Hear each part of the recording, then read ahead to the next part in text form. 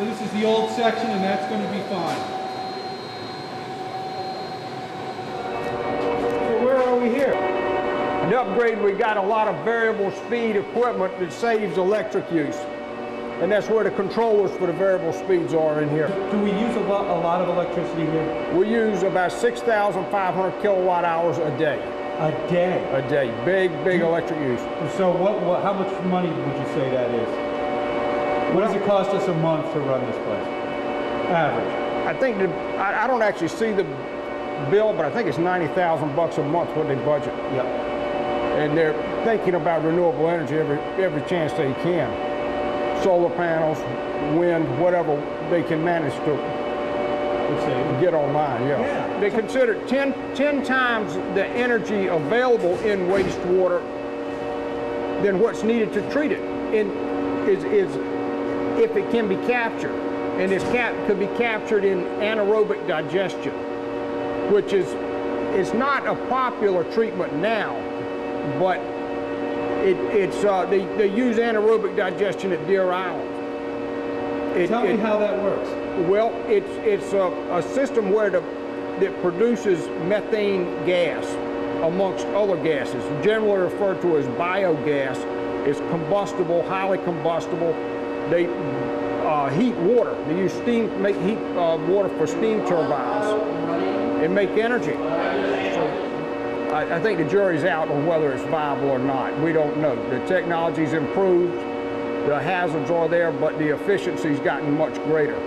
This is a blower room. These are rotary lobe blowers.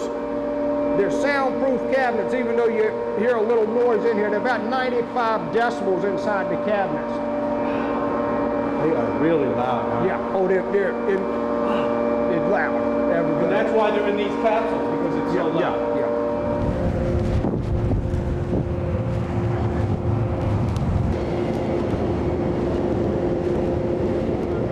Well, this is the start of the advanced treatment side of the plant, where we remove the dissolved solids, the material that won't settle out easily.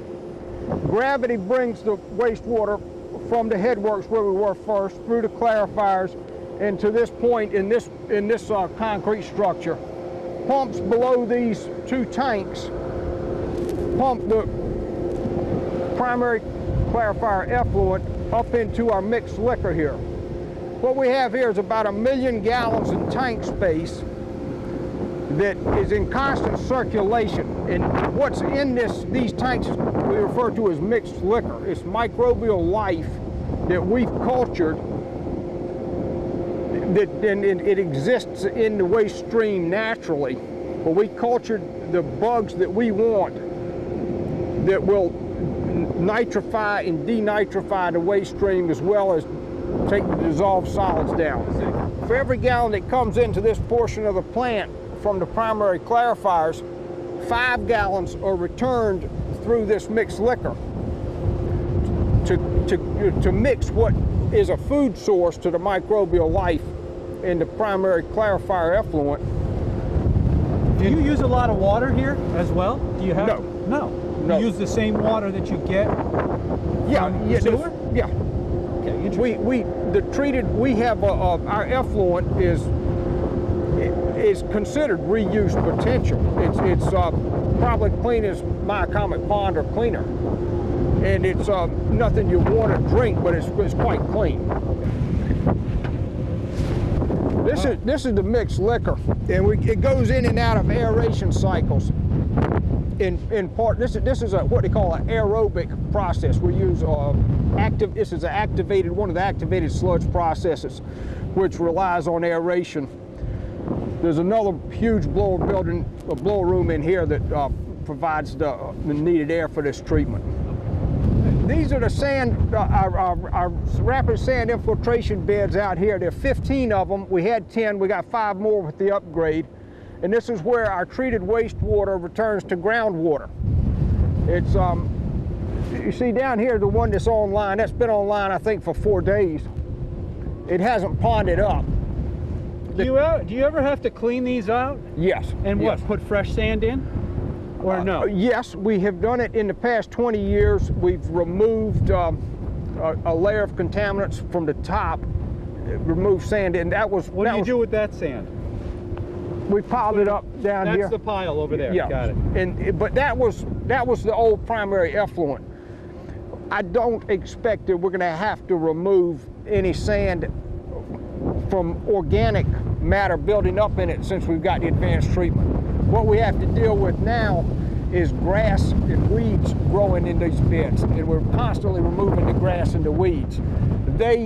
If we don't do that, they will rot and turn to organic matter that'll clog the beds up. Okay, this is the advanced treatment blower room. It's plenty loud, and in the summer we have these ventilation fans. We have water blowers running. It's even a lot louder in the summer. It's actually difficult to work in there. We usually wear hearing protection.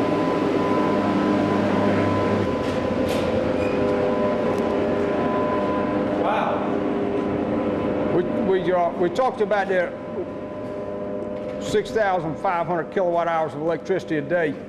Well, if we lose power, we need our own power. And we got a 1.5 megawatt generator here. It runs very easily supplies all our electric needs. That's like one of those windmills. That's about the size. Well, no, they want a 900 kilowatt. This is a 1.5. They thought about some big ones. They do. 1.5. They have 1.5 ones, yes. Yeah, they do. But this, it's a small. I think it's the same engine in a subway. It comes on automatically in a power failure. And how many times does that happen? Never. Well,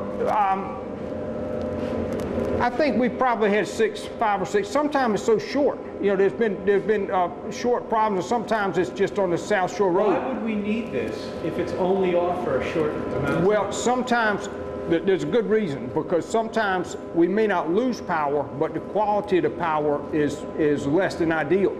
We have a big storm going on somewhere, the power dips.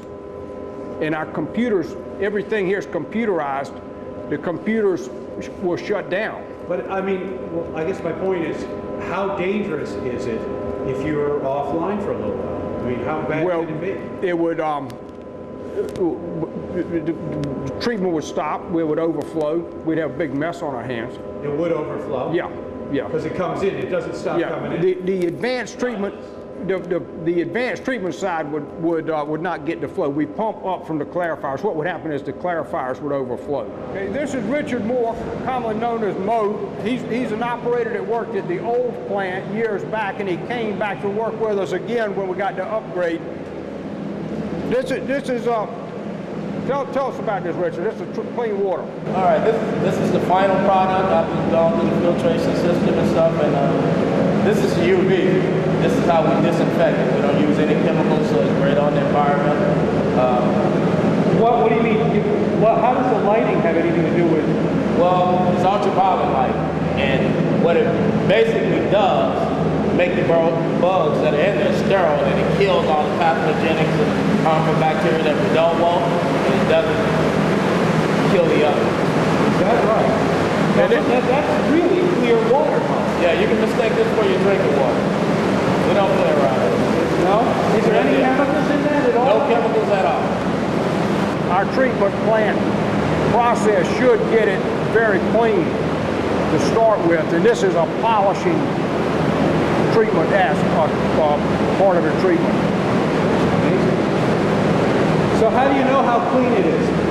Well, we also have a test called UV test, UV transmittance. We check that to see how clear it is, and then we do other tests over to the lab to determine how much solids are still left in the water. And Robert will take you over to Willie, and he can show And then you tweak it accordingly. You tweak what you're doing accordingly to try to get it. What's the intention? Is it to get it almost like drinking water? Well, this plant is designed to get 99% contaminant removal, and we get that. We're a biological plant. It's easier to do with warmer temperatures. We're about 98.6% contaminant removal in February, our coldest month. In the summer, when the bugs are more vigorous, we're getting 99.3% contaminant removal.